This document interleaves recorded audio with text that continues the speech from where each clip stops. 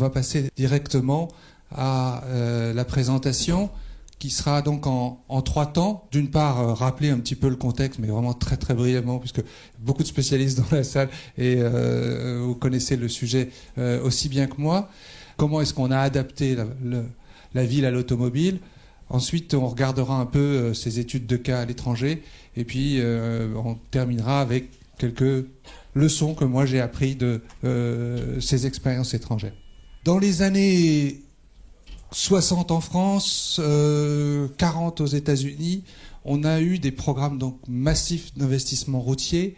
Et au départ, en fait, on a commencé d'abord à construire ces autoroutes dans les métropoles avant de les faire contourner les métropoles.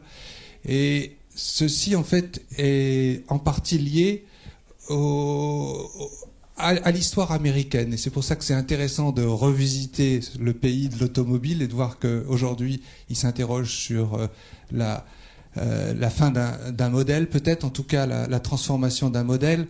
Mais mes collègues de l'Institut d'aménagement de la région parisienne à l'époque, au début des années 60, sont allés aux États-Unis, ont rencontré les ingénieurs américains, ont été assez fascinés par ce qu'ils voyaient et sont revenus avec les modèles de trafic. Et c'est ces modèles de trafic qui, en région parisienne, ont servi à dimensionner les réseaux de voirie. Et comme vous voyez sur cette image, on a Paris, qu'on contourne quand même, hein, on la traverse pas de part en part, mais on a vraiment un maillage autoroutier extrêmement dense. Sur cette image de l'Est parisien, en fait, on avait 3 autoroutes qui étaient prévues pour aller de Paris à Marne-la-Vallée, la 4, la 3 et la 17. Ces autoroutes, en fait, n'ont pas été réalisées parce qu'il y a eu des oppositions, des maires ou des associations. Et aujourd'hui, on a un réseau qui est le résultat, en fait, assez aléatoire, finalement, d'une programmation et d'oppositions diverses et variées, et puis aussi de problèmes de financement, ce qui fait qu'on a un réseau qui est un petit peu décousu en Île-de-France. Ici, on a une image, finalement, de cette réalité, cette modernité, en fait, qui est rentrée dans la ville. On a, pour faire venir ces autoroutes en plein cœur des villes, on a détruit en fait de la valeur, on a détruit des logements aussi bien à New York qu'à Paris que dans d'autres villes. Et en fait, l'une des idées qu'il y avait derrière, c'était que les emplois étaient encore concentrés dans le cœur des villes et qu'il fallait que les classes moyennes qui accédaient à l'automobile puissent accéder à ces emplois rapidement. Et ces classes moyennes, en fait, avaient tendance à s'installer en pavillon, en périphérie, dans les années 40 aux États-Unis et à partir des années 60 en France. Donc la rationalité, en fait, de ces autoroutes, elle est vraiment très liée à la périurbanisation et à l'expansion spatiale des villes de l'époque. Alors, pour faire venir une automobile de masse dans la ville, on ne pouvait pas évidemment la faire circuler avec les piétons, les vélos et toutes les autres activités de la rue. Et donc on a inventé ce concept de la séparation des circulations qu'on retrouve encore par morceaux, en fait, à la fois dans la conception même du réseau autoroutier et puis bien sûr dans certains quartiers que vous connaissez qui sont construits sur dalles. Une autre invention, en fait, de l'époque, c'est le zoning, la séparation des fonctions urbaines, où on a à la fois les différentes activités humaines qui commencent à se dissocier.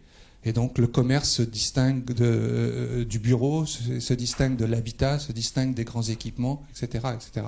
Et donc on a cette image, hein, qui est ici en Île-de-France, mais on pourrait peut-être être en périphérie de Strasbourg, hein, une dilatation de l'espace et une séparation des fonctions. Et évidemment, associé, comme je le disais, cette volonté, en fait, de s'installer à la campagne, on va dire, et donc de profiter du gain de temps vers les centres-villes pour habiter de plus en plus loin.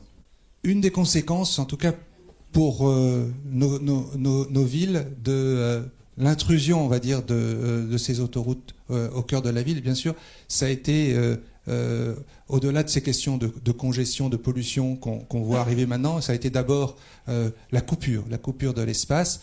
Et avec la coupure vient donc les difficultés de cheminement pour tous ceux qui ne sont pas dans leur voiture. Et puis aussi la dévalorisation en fait de certains espaces. On peut prendre un exemple. Ici, on est à Noisy-le-Sec et à Rosny en région parisienne. On voit bien en fait que auprès de ce grand réseau d'infrastructures habitent ceux qui n'ont pas forcément le choix. Et donc ça, c'est un enjeu particulièrement important. Et on sait qu'aujourd'hui, en fait, une grande partie des personnes qui sont exposées quotidiennement aux nuisances du réseau autoroutier, et notamment à la pollution de l'air, sont pas les ménages les plus favorisés de nos métropoles. Donc c'est un enjeu environnemental, c'est aussi un enjeu social. Voilà un peu, juste pour brosser le portrait, dresser le paysage en fait dans lequel on est. Aujourd'hui, en fait, ce que je viens de dénoncer n'est plus une évidence. C'est-à-dire que on parle davantage de mixité des fonctions, on parle davantage de mixité sociale, on parle de reconnexion, on parle d'accessibilité tout mode. Et donc on est plus en fait dans ce modèle, mais on n'est plus non plus. On a en fait ces infrastructures qui sont toujours là et qui ont une assez grande inertie, on va dire, puisque autant une rue traditionnelle, un boulevard, une avenue, une place sont malléables, on peut les transformer. Vous nous avez montré la voie d'ailleurs à Strasbourg depuis 20 ans, vous avez vraiment transformé votre espace urbain avec le tramway. Les grosses infrastructures routières, bien sûr, sont plus difficiles à bouger. C'est pour ça que je vais prendre quelques exemples en fait de villes qui l'ont fait. Ces exemples en fait s'inscrivent dans un programme d'études qu'on a mené à l'Institut d'aménagement et d'urbanisme qui était destiné à renseigner, à ouvrir un peu la réflexion, parce qu'on a aussi en Île-de-France plusieurs projets de transformation de grandes voies routières. Le premier exemple que je vais présenter est celui de la ville de Portland, aux États-Unis, dans l'Oregon. C'est une ville d'à peu près de 500 000 habitants dans une agglomération d'à peu près 1,5 million. Et c'est sans doute, en tout cas à ma connaissance, la première ville au monde qui a commencé à redessiner une infrastructure autoroutière qui traversait la ville, qu'on voit ici, en plein cœur de la ville, le long de cette rivière. Et donc voici à quoi ressemblait Portland et son front de rivière dans les années 60. Donc une voie rapide construite dans les années 40, une dévalorisation, déqualification de tous les espaces en bordure, et où finalement, là où on avait des industries, des entrepôts, c'est plus rentable d'avoir de les louer comme parking, puisque tout le monde vient dans le centre-ville en voiture, et donc il y a une forte demande. Cet axe en fait sert à la fois à assurer les mouvements est-ouest à l'intérieur de la ville et à desservir le centre-ville. Et cette voie avait été conçue dans les années 40, et dans les années 60, on se disait que peut-être qu'on pouvait avoir une autre forme de contact avec la rivière. Et donc il y a eu des réflexions de la ville et de l'État d'Oregon pour transformer cette voie qui était à l'époque, qui a été financée aux 3/4 par la ville, mais qui était encore propriété de l'État de l'Oregon. Et ces réflexions-là ont conduit à identifier plusieurs scénarios. Est-ce qu'on couvre l'autoroute pour arriver jusqu'au fleuve? Est-ce qu'on enfouit l'infrastructure sous un tunnel et on construit un parc au-dessus? Ou est-ce que finalement cet espace n'a pas de valeur et on élargit l'autoroute, puisqu'il y avait un enjeu, c'est qu'il y avait à l'horizon 1990, donc 30 ans plus tard, ils imaginaient qu'il y aurait beaucoup plus de trafic.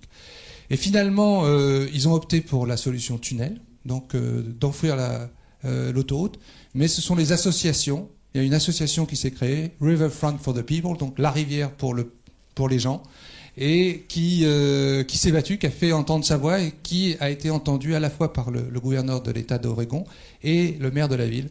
Et ils ont finalement opté pour la suppression totale en fait de cette autoroute et la construction de ce parc en bord de fleuve. Et alors, ça a été rendu possible parce qu'il y avait une alternative. Dans les années 60, on a construit de l'autre côté de la rivière un axe nord-sud. Mais ce qui est vraiment intéressant, c'est que ce parc et la suppression de la voie rapide a vraiment transformé Portland. Et c'est pour ça que je vous présente ce cas, parce qu'il y a eu vraiment un changement d'orientation du développement de la ville. On a commencé à récupérer tous ces espaces que vous avez vus sur l'image précédente pour construire des logements, des bureaux, des équipements en relation avec l'activité touristique qui commençait à se développer liée au fleuve. Donc une transformation radicale de la ville, peu d'impact sur le trafic, voire pas du tout, puisque on était dans une perspective, on était sur une voie qui n'avait pas énormément de trafic, on était autour de 25 000 véhicules jour avec des perspectives qui étaient de 90 000. Et puis finalement, très rapidement, le trafic a baissé de 20%. Et globalement, en fait, le trafic dans tout le centre-ville, après la mise en service de cette nouvelle avenue, a baissé de 10%. Donc, un impact plutôt positif sur le trafic qui a engagé, en fait, Portland dans une nouvelle aventure qui était, ce qui est l'aventure que vous avez connue ici aussi, donc redessiner la ville autour des transports en commun.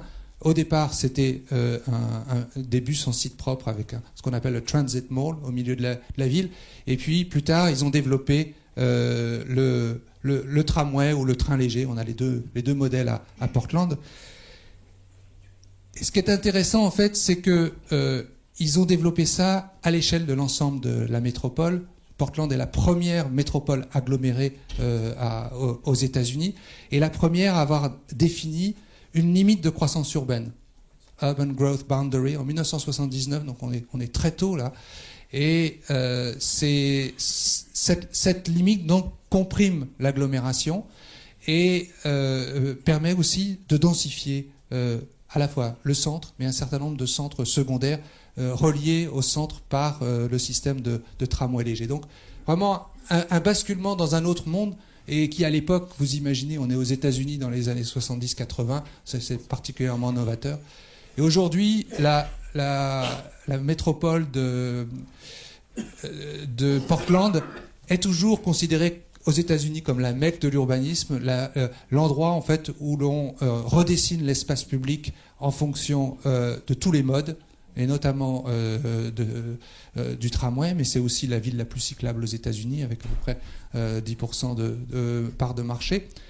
Et ce qui est intéressant, en fait, c'est que c'est l'une des premières villes américaines à reconstruire des logements en ville. À l'époque, en fait, toutes les villes américaines perdaient des habitants. Portland a commencé à en regagner bien avant les autres. Un deuxième exemple est celui de New York. Là, on est bien sûr dans une métropole beaucoup plus importante. On est aussi sur une voirie beaucoup plus importante puisque c'est la West Side Highway, donc une voie express qui longeait Manhattan et qui permettait à la fois d'accéder au CBD de Manhattan, donc au sud de Manhattan, là où sont concentrés une grande partie des emplois, mais aussi de traverser l'Hudson et d'arriver dans Brooklyn. Donc une voie assez circulée avec à peu près 110 000 à 140 000 véhicules par jour et une voie en fait qui conduit finalement à dévaloriser les quartiers. Alors on est aussi dans la grande période de désindustrialisation, de délocalisation des activités portuaires. Et on a vraiment cette image d'un New York assez délabré et de cette grande infrastructure. Et il se trouve en fait qu'aux États-Unis, les infrastructures de transport sont assez mal entretenues et cette autoroute, en fait, elle s'écroule. Elle s'écroule en fait au passage d'un camion qui était censé venir justement boucher les trous.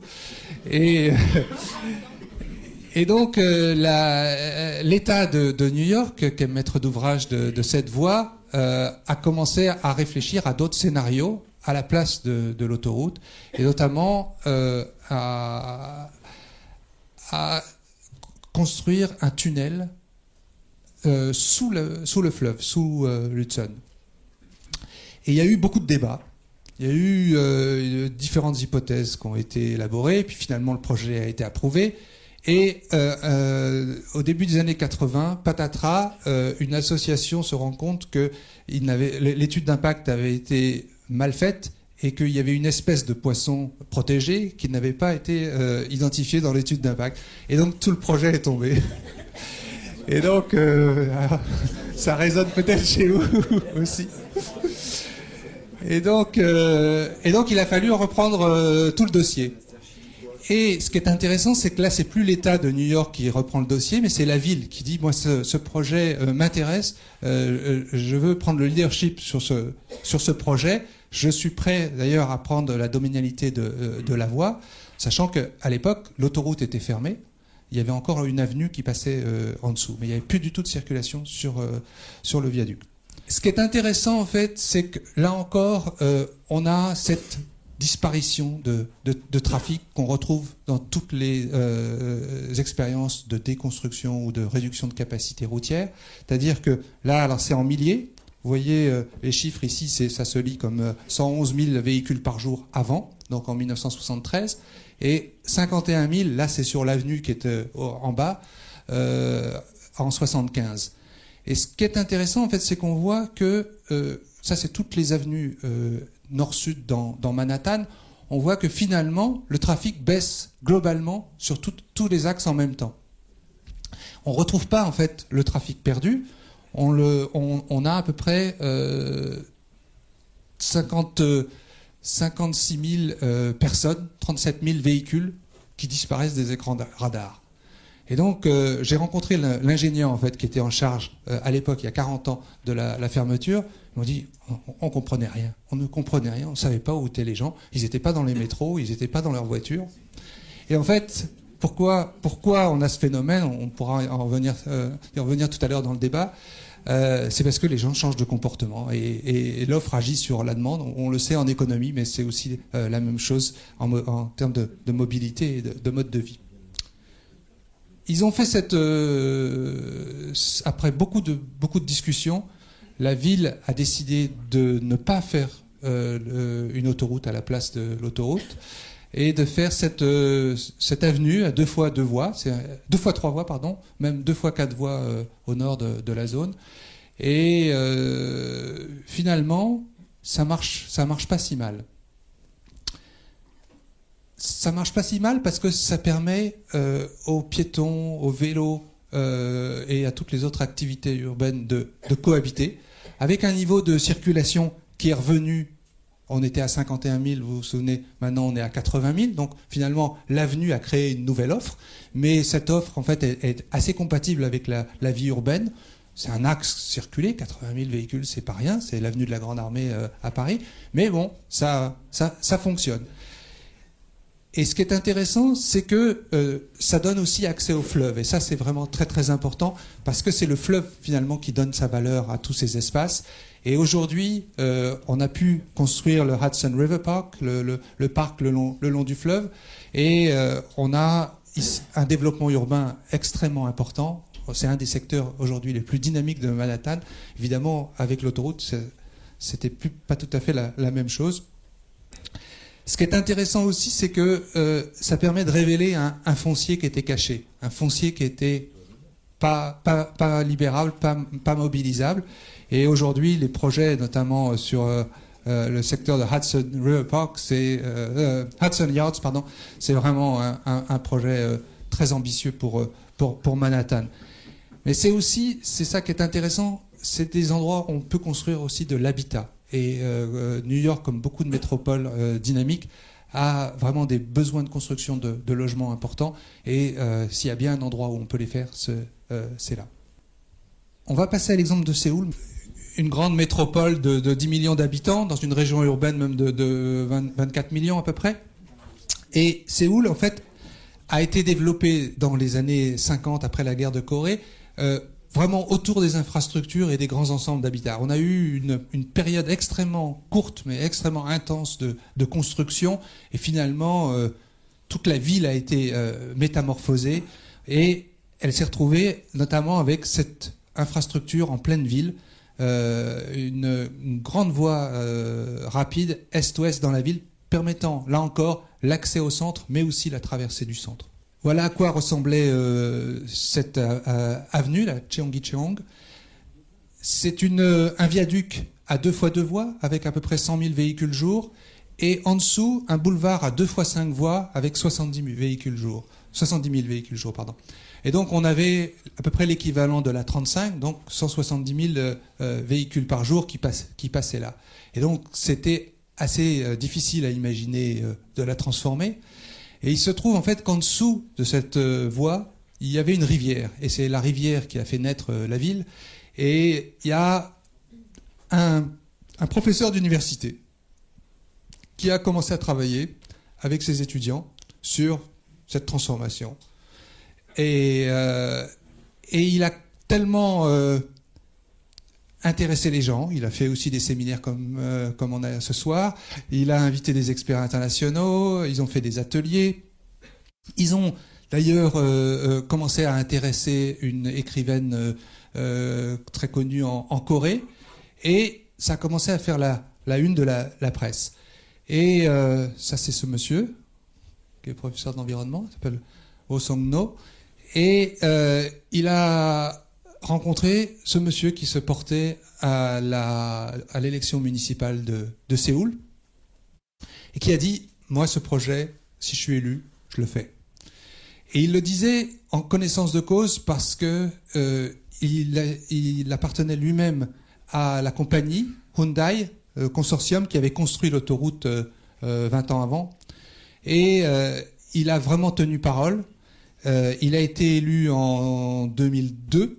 Et en 2003, le processus a commencé. Et en 2005, en fait, ils ont déconstruit. Alors, j'aurais pu vous amener des images, vous les trouverez dans des documents qui sont accessibles sur Internet, de la déconstruction. Donc, ils ont conçu le projet et réalisé le projet en pratiquement 2 ans. Donc, un tour de force. C'était une infrastructure qui appartenait à la ville. Et ça a aidé beaucoup. Et donc, on est passé de 2 fois 7 voies à 2 fois 2 voies. Vous voyez ici, on est en périphérie là, avec des nouveaux franchissements très importants en fait, de reconnecter les quartiers à la fois au niveau des quais, mais aussi en bas au niveau de la rivière. Et aujourd'hui, en fait, l'espace est totalement métamorphosé. C'est un peu les Champs-Élysées de Séoul. C'est là que vous avez envie de venir vous promener dans une ville qui est quand même très minérale, très très difficile. Et c'est une transformation majeure, un espace de grande qualité, même si il est artificiel. L'eau qui coule est recyclée, donc c'est un système en boucle, parce qu'aujourd'hui, la qualité de l'eau ne permet pas en fait d'avoir la véritable rivière à couler dedans, mais le projet est prêt. Et puis, ça a transformé totalement l'environnement de cet espace. On voit ici ce qu'ils ont fait. Donc on est passé de cette situation à celle-là. Et l'idée, en fait, c'est d'aller plus loin et de renaturer complètement la rivière. Ce qui est intéressant, c'est de savoir comment ils ont pu s'y prendre, et notamment en termes de mobilité. Et eux, ils avaient vraiment cet objectif de transformer cet espace. Donc ils ont mis tous les moyens à leur disposition. Et dans leur palette, en fait, ils avaient la réforme du système de bus qui était déjà engagée, donc l'idée d'avoir des bus express qui traversent la ville et qui desservent le centre, donc c'est une nouvelle offre en plus du métro qu'ils ont réussi à mettre en place, avec ces systèmes tout bêtes de voies réservées, sans séparateur, mais là-bas c'est très respecté. Et puis, ils ont aussi eu d'autres mesures, comme ici, on a 2 tunnels d'accès en fait sous la montagne ici qui permettent d'accéder au centre. Et là, la tarification est fonction du nombre de personnes dans le véhicule. Donc, quand on est à moins de 3 personnes, c'est assez dissuasif. Donc, ça réduit encore un peu l'attrait de l'accès au centre en voiture. ils ont aussi des dispositifs intéressants comme le No Driving Day. C'est si on s'engage à ne pas utiliser sa voiture une fois tous les 10 jours ouvrés, on a tout un tas d'avantages. On a un pass de transport qui est gratuit.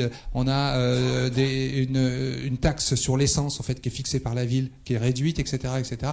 Beaucoup d'avantages et ça marche en fait. Il y a 10% de personnes se dirigeant vers le centre qui ont décidé finalement de ne pas l'utiliser un jour sur 10. C'est pas beaucoup, mais ça fait une grande différence en termes de congestion. Et puis, ils ont beaucoup travaillé sur le contrôle du stationnement, la tarification du stationnement dans le centre, la limitation des volumes de stationnement. Et puis, ils ont eu un certain nombre de mesures d'urbanisme, à la fois l'intensification du centre-ville, qui, à l'époque, était un peu concurrencé par un centre secondaire qui est au sud, Gangnam. Et donc, ils ont travaillé aussi beaucoup sur la piétonisation. Et le résultat, c'est ça. Alors, c'est un peu caricatural, vous allez me dire. Là, on est en heure de pointe et à droite, on est le dimanche. Mais c'est pour dire jusqu'où on peut aller. Et c'est qu'il y a tellement peu de circulation le dimanche qu'ils ont décidé de la fermer. Globalement, c'est vraiment intéressant parce que dans tout le centre-ville, on a eu une diminution forte de la circulation automobile. Mais on a aussi eu une diminution sur tout le réseau autoroutier de la ville. Et aujourd'hui, on circule mieux à Séoul depuis qu'ils ont transformé cette voie qu'avant. Les vitesses moyennes ont légèrement augmenté, donc on a plus de fluidité. Des effets environnementaux, à la fois en termes de faune, flore, mais surtout de température. Et c'est ça qui est intéressant, parce que les températures estivales, en fait, sur l'axe de la Cheonggyecheong, sont de 5 degrés inférieures à ce qu'elles sont sur les autres axes comparables, donc ce qu'elles étaient avant sur cet axe-là à peu près. Donc on a beaucoup d'impacts environnementaux qui sont positifs, et puis évidemment aussi en termes de qualité de l'air.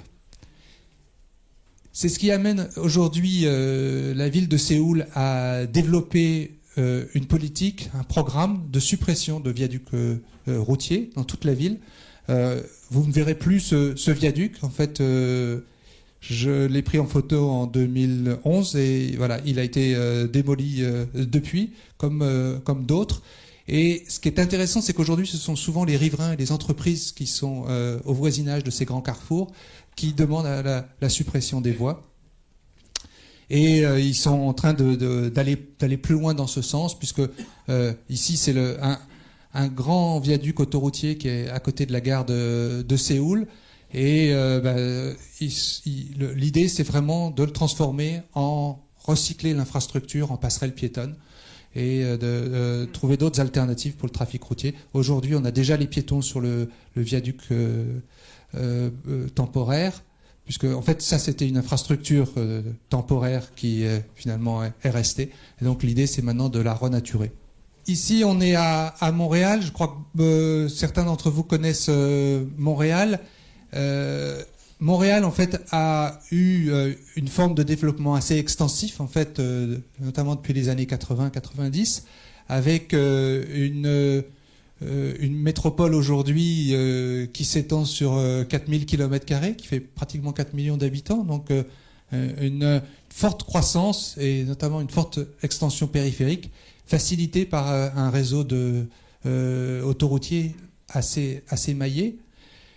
Et on avait en fait une voie ici qui s'appelle l'autoroute Bonaventure, qui vient du sud de Montréal, sur l'autre rive du Saint-Laurent, et qui permet d'accéder au centre. Et là, la problématique, en fait, elle est au départ de valoriser ce qu'on appelle le Havre de Montréal. Le Havre de Montréal, c'est ce grand espace au sud de la ville qui était occupé par des infrastructures, des activités logistiques, portuaires, et qui est en fait le contact entre une partie de la ville et le fleuve, et qui est, on va dire, pénalisé finalement par la présence de cette grande infrastructure routière. Et donc, au début des années 2000, la ville de Montréal, l'État du Québec et l'État fédéral se sont mis ensemble pour réfléchir à la valorisation de tout ce grand secteur, et développer une vision 2025 pour le Havre de Montréal. Et l'un des éléments clés en fait de cette vision, c'était la transformation progressive de cette autoroute Bonaventure. Ça a été un processus assez long, assez complexe, mais au final, en fait, pour l'instant, on travaille surtout sur la partie terminale de l'autoroute, qui est un viaduc à peu près d'1 kilomètre ici, et qui appartient en fait à la ville de Montréal. Et la ville a décidé de partir seule sur ce projet et de démolir en fait le viaduc autoroutier. Ce qui est intéressant, c'est quand même que ça s'inscrit dans une stratégie à plusieurs échelles. Dans le plan métropolitain d'aménagement durable de Montréal, où c'est identifié comme un secteur d'intensification urbaine lié au TOD, au Transport Oriented Development, donc le long des axes de transport. C'est un axe de bus aussi d'à peu près 45 000 personnes tous les jours, donc c'est un axe assez fort. Et puis, à l'échelle de la ville de Montréal, de l'île de Montréal, c'est aussi bien identifié comme un secteur stratégique de développement urbain. Donc, le processus, en fait, s'engage. Il a commencé avant l'autoroute, mais il continue aujourd'hui. Et il continue avec des outils de concertation. Alors, je n'ai pas parlé de la concertation dans les autres cas, mais c'est un élément, évidemment, très, très fort de toutes ces expériences. Ici à Montréal, ce qui est intéressant, c'est qu'on a un organisme indépendant qui permet en fait de faire de la médiation. On avait des points de vue assez tranchés en fait sur le projet d'autoroute Bonaventure et d'aménagement du Havre de Montréal, et l'Office public de consultation de Montréal en fait a permis en fait de faire avancer vraiment le dossier, de développer en fait l'idée que c'était un projet public, il ne fallait pas qu'il soit vu dans le cadre trop étroit d'un partenariat public-privé qui voulait rentabiliser l'investissement par la construction immobilière. Et donc, au départ, le projet était de démolir le viaduc et de construire au milieu en fait de la double voie qui était restée. Le projet en fait trouvait sa rentabilité économique dans le développement urbain et immobilier, et finalement la ville de Montréal a décidé de ne pas donner suite à ce projet et de développer un projet d'espace public comme une entrée un peu majestueuse de Montréal. Donc on a la situation aujourd'hui où on arrive dans la rue de l'université, là-bas, dans le centre de Montréal. Et l'idée, c'est non pas en fait d'avoir un lien direct entre le développement urbain et la déconstruction de l'infrastructure, mais plutôt de favoriser la densification de tous les quartiers autour, de manière à récupérer un certain nombre de taxes foncières qui permettent en fait de contribuer au financement de la déconstruction. Mon dernier exemple, c'est celui de Vancouver. Donc Vancouver, une ville du Canada, de la Colombie-Britannique, une ville d'à peu près 600 000 habitants dans une agglomération de un peu moins de 2 millions. Ce qui est intéressant, c'est que Vancouver, en fait, avait, dans les années 60, comme toutes les villes américaines, des projets autoroutiers importants. L'idée, c'est qu'on voit sur cette image, c'est vraiment de pouvoir accéder dans tous les coins, par toutes les voies au centre de Vancouver, et d'isoler finalement le centre dans une ceinture autoroutière. Ces projets, comme dans d'autres villes, comme à San Francisco ou dans d'autres villes américaines, ont été contestés. Il y a eu des manifestations anti-autoroute. Ici, c'est notamment les commerçants chinois, en fait, qui n'ont pas voulu de l'autoroute puisqu'ils ne voulaient pas que leur quartier disparaisse. Et la ville de Montréal, de Vancouver, aujourd'hui, s'enorgueillit en fait de ne pas avoir pratiquement d'autoroute urbaine comme d'autres villes américaines. Elle n'a plus que 2 viaducs qui sont les restes en fait de ce grand programme autoroutier, 2 viaducs qui permettent d'accéder à l'île de Vancouver depuis les autres quartiers de la ville et de la métropole. Sur ces axes, on a à peu près 40 à 50 000 véhicules jour, donc on est moins important que sur la 35, mais ils sont quand même très, très utiles, mais ils freinent, ils pénalisent un peu le développement de cette partie du centre de Vancouver, et notamment de sa relation avec l'eau.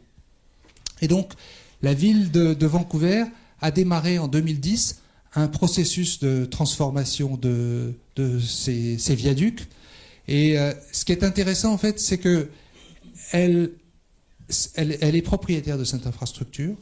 L'État, bien sûr, est dans la boucle, puisque c'est lui qui gère aussi la voirie à l'échelle de l'ensemble de l'État. Mais la ville prend son temps, en fait, pour développer une réflexion à court, moyen et long terme sur la voie. Et le processus est assez intéressant. Ils ont commencé par des études de faisabilité, donc ce qu'on appelle le background, le contexte, et c'est essayer de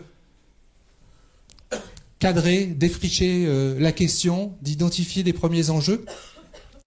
Et ils ont tout de suite en fait mis ces enjeux au débat public dès le départ du processus pour commencer à avoir des retours. Et ce qu'ils ont fait en fait, c'est qu'ils ont mené en parallèle trois processus. D'une part, un concours d'idées publiques. Et ça, c'est très intéressant parce que ça mobilise beaucoup de gens et ça mobilise la créativité et ça ouvre en fait le champ des possibles. Ils ont eu une centaine de réponses provenant de 13 pays, je crois, dont une réponse française. Et ce qui est intéressant, c'est que ce ne sont pas des réponses d'architectes, ce sont des réponses en fait de collectifs, des habitants qui s'associent avec des architectes, des urbanistes, des écologues, des ingénieurs, et qui présentent leurs projets. Et donc il y a une grande fraîcheur et une grande envie en fait derrière. Ça a eu énormément de succès. Et parallèlement à ça, en fait, ils ont la traditionnelle concertation avec les parties prenantes pour identifier un petit peu leurs enjeux à eux, notamment le monde économique. Et ils ont beaucoup travaillé sur la visualisation de scénarios parallèlement en fait, et de commencer à dessiner un peu les scénarios. Et avec toute cette matière, en fait, ils ont fait la synthèse et défini un peu les grandes options qui étaient possibles pour les viaducs. Ils ont identifié à peu près 6 ou 7 scénarios qu'ils ont étudiés avec la moulinette traditionnelle américaine. On a une batterie de critères environnementaux, économiques, urbains, sociaux, etc. Et puis, on met des notes et on propose les résultats au débat public. Il y a de nouveaux discussions. Enfin, on a un processus qui est assez intéressant et qui aboutit en fait à définir le scénario. Ils viennent ils l'ont défini il y a 3 ans, qui est un boulevard. Un boulevard en fait qui accueille les flux qui étaient sur les viaducs. Et ce qui est intéressant, c'est que on a 2 échelles de projets. L'échelle du quartier autour des viaducs immédiatement, mais on a aussi tout un secteur qui est derrière, qui est une zone de fret qui serait libérée, débloquée finalement par la transformation des viaducs. Donc ils travaillent à ces 2 échelles-là en parallèle et ils sont en train aujourd'hui d'avancer sur ce projet. Voilà le boulevard tel qu'il a été envisagé. Donc on voit bien qu'il ne prend pas en fait le dessin des viaducs qu'on voit encore ici. Cette carte en fait elle montre que ils ont été assez rassurés parce que les reports du trafic qu'on voit en orange sont assez faibles. On a une diminution de ces trafics-là qui sont en vert, puisqu'il n'y a plus de viaducs, mais que finalement, ça marche pas trop mal. Et ce qui est intéressant, c'est là encore, comme à San Francisco, comme à Portland, mais aussi comme à New York, ils ont des objectifs très ambitieux de réduction de la part de l'automobile. On voit en fait que ce sont des métropoles qui sont dynamiques. Donc en 2040, ils pensent qu'ils auront un nombre de déplacements bien supérieur à celui qu'ils ont aujourd'hui. Mais la part de l'automobile qu'on voit ici en orange reste stable, voire diminue. Donc c'est une grande ambition. Ils l'ont réalisé dans le centre de Vancouver. On a aujourd'hui beaucoup plus d'emplois et d'habitants dans le centre de Vancouver et beaucoup moins de déplacements automobiles qu'avant. Et ils veulent réussir ça à l'échelle de la métropole. J'en ai fini de mes exemples et on va essayer d'en tirer ensemble un certain nombre d'enseignements. Moi, ce que j'ai vu, c'est que sur tous ces cas, en fait, on a une désinduction de trafic, c'est-à-dire le trafic induit par les autoroutes. Quand on supprime l'effet d'aubaine, finalement, il y a moins de trafic. On le voit en fait ici sur l'axe, avec des chiffres assez impressionnants de diminution du trafic sur l'axe. Alors à Séoul, par exemple, on est passé, comme je vous l'ai dit, de 170 à 30 000. Donc on a une diminution qui est importante, mais on a aussi une diminution à l'échelle du corridor. Donc quand on regarde vraiment tout le faisceau de territoire en fait qui se dirige dans le sens de l'axe. Et donc, on a là des diminutions presque partout, sauf à San Francisco, parce que San Francisco a connu dans son centre-ville une croissance très forte de l'emploi et de la population en même temps, ce qui fait qu'il y a eu une stabilisation du trafic automobile. Partout, en fait, on voit que le vélo et la marche augmentent dans des proportions assez importantes parfois. Et puis, pareil, on a des transports en commun qui sont plus utilisés qu'avant, alors que dans certains de ces projets, il n'y a même pas d'action sur les transports en commun d'accompagnement. On voit aussi qu'à Nantes, on a eu des résultats assez comparables quand on a transformé l'autoroute A801 qui venait du sud de Nantes et qui arrivait en centre-ville en un axe urbain qui aujourd'hui accueille le busway. En fait, on se rend compte que ces résultats sont conformes avec ce que la recherche avait déjà identifié. Le ministère de l'Équipement a parlé d'induction de trafic par la construction de nouvelles autoroutes. Et le ministère de l'Équipement anglais a fait une grande étude qui portait sur 100 cas, mais 60 vraiment comparables, qui montre en fait qu'on a diminution du trafic. Donc évaporation du trafic, c'est-à-dire du trafic qui ne se retrouve ni dans les transports en commun ni sur la route de façon importante. Et on a quelques cas où on a une augmentation de trafic après, qui peut être liée à tout un tas de raisons locales aussi. Ce qui est intéressant, c'est qu'on voit que les ménages et les entreprises ont des capacités d'adaptation. Il y a une flexibilité finalement dans les usages. On peut changer d'itinéraire, on peut changer d'horaire. On peut changer de mode de transport. On peut aussi covoiturer. Ça veut dire covoiturer, c'est souvent venir un peu moins souvent. Donc la fréquence des déplacements aussi peut évoluer. L'organisation familiale, on peut s'arranger en fait pour cumuler des déplacements.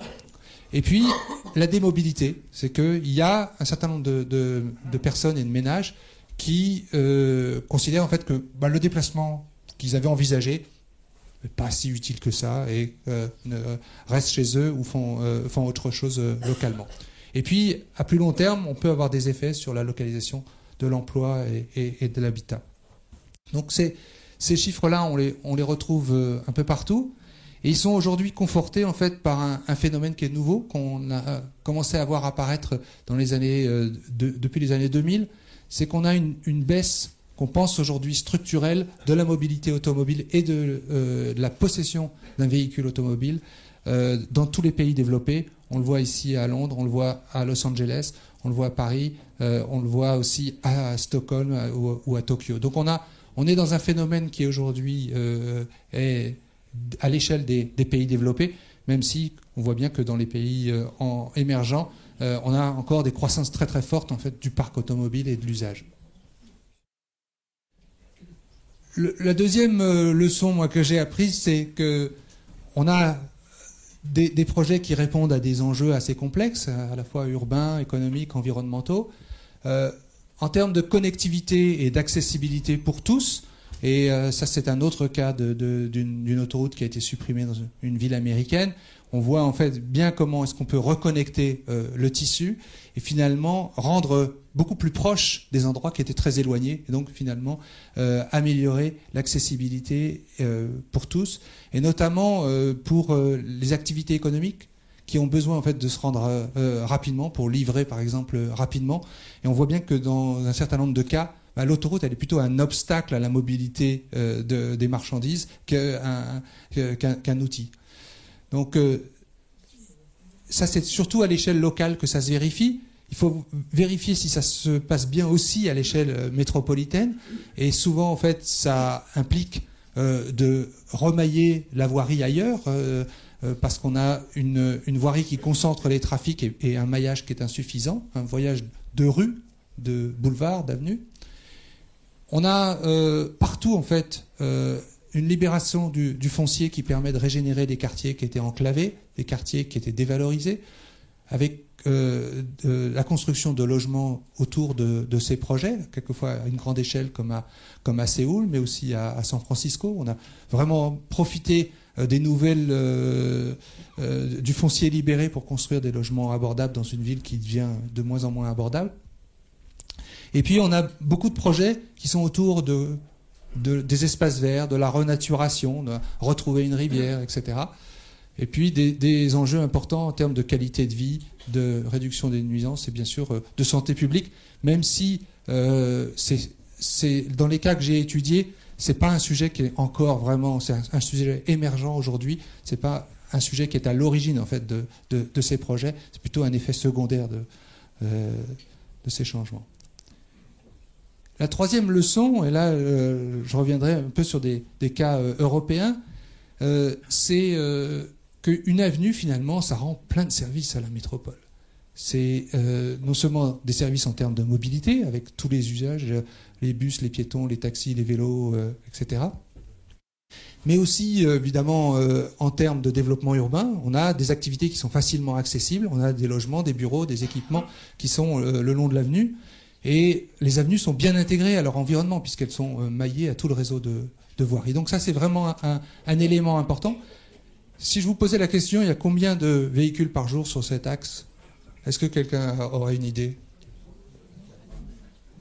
80 000? 110? 50?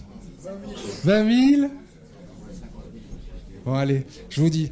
160 000. Il y a autant de circulation sur cet axe à Neuilly qui relie Paris à la Défense que sur l'autoroute A35 à Strasbourg. Et on a à peu près l'équivalent aussi ici à Barcelone, voire un peu plus. Et on a non seulement autant de circulation, donc autant de personnes qui se transportent en voiture, mais on a aussi un tramway qui transporte aussi beaucoup de gens sur la même emprise. Et puis évidemment des pistes cyclables, des trottoirs larges, etc.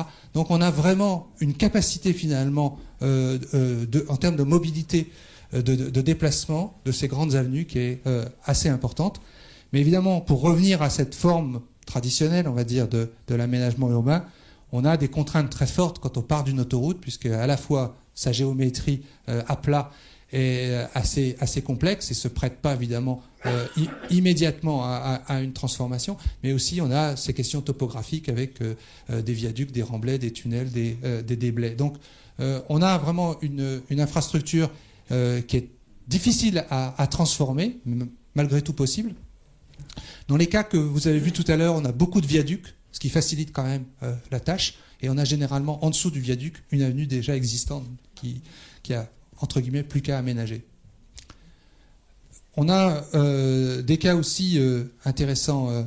Ici, c'est le busway de Nantes, en France, où on avait une circulation, je ne me souviens plus du chiffre, mais qui était relativement importante avec 2 fois 2 voies, et maintenant qui est occupée par le busway.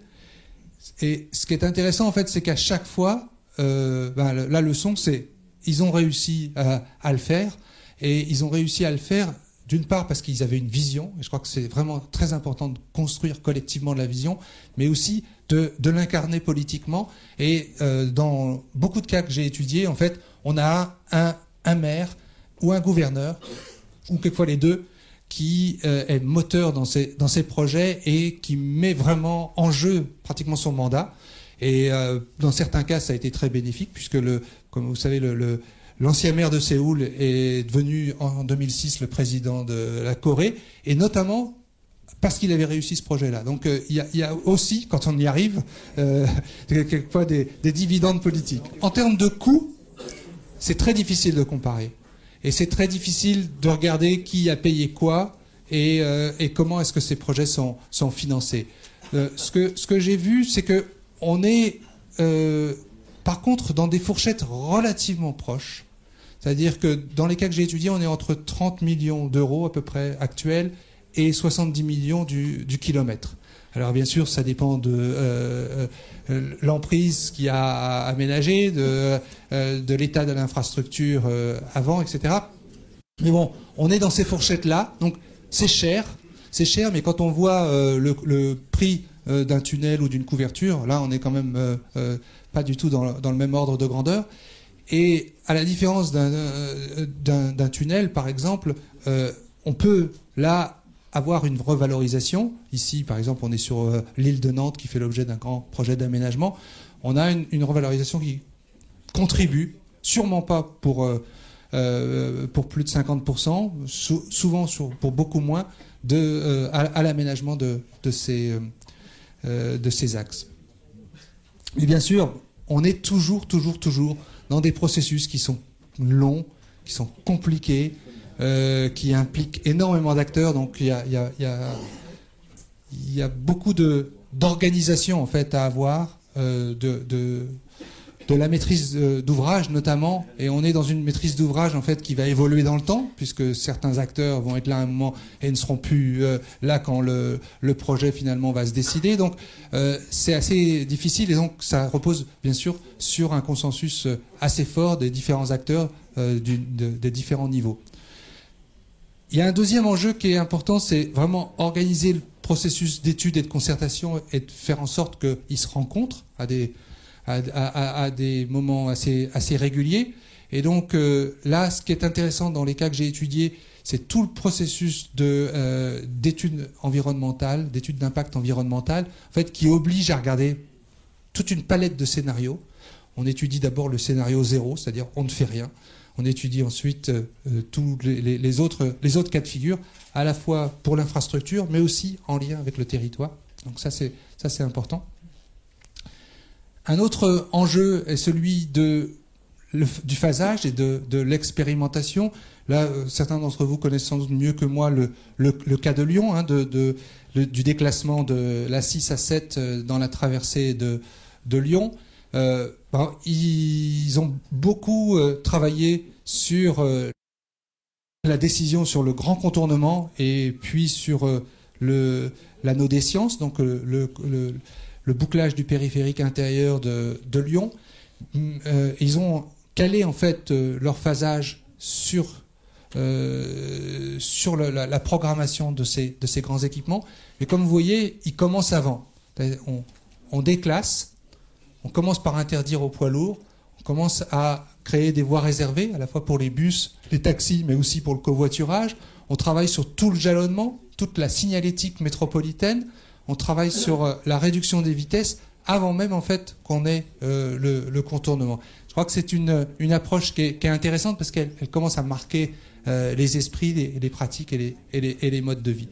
Et donc on espère en fait que ça va être un exemple qui va marcher, comme ici à Strasbourg. Et puis enfin, pour terminer, juste la question des énergies. On l'a vu à Vancouver, mais on le voit aussi dans le Bronx, à New York. On a aussi un projet autoroutier qui est en transformation, soutenu, appuyé en fait par les associations locales et les associations d'habitants. Et vraiment, il y a une énergie en fait assez forte pour que les choses se transforment. Et ici, on est à Montreuil. Depuis 5 ans, en fait, il y a tous les ans un festival qui s'appelle La Voix est libre, où toutes les associations locales sont présentes, mais aussi les collectivités, les élus, et on discute. Et cette voix, en fait, est promise à à la transformation.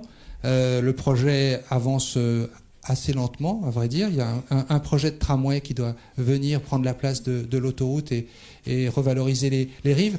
Mais en attendant, il y a des associations, des riverains, la ville de Montreuil et les villes riveraines qui commencent aussi à travailler avec ces associations, y compris sur place, et à inventer des nouveaux usages. Il y a eu beaucoup de travail sur à la fois l'habitat, l'agriculture, le renouvellement des quartiers d'habitat social dans tout ce secteur. Voilà, j'en ai terminé. Ça, ce sont les cas qui sont publiés. J'en ai étudié une douzaine. Il y en a 9 études qui sont publiées que vous pouvez accéder sur le site de l'IAU. Et puis, il y a aussi cet ouvrage, en fait, qui n'est pas malheureusement en ligne, qui a été fait par la Fédération nationale des agences d'urbanisme et qui recense un certain nombre de cas de transformation d'autoroutes à l'étranger, mais aussi surtout en France, et auquel je crois que l'agence d'urbanisme de Strasbourg a contribué.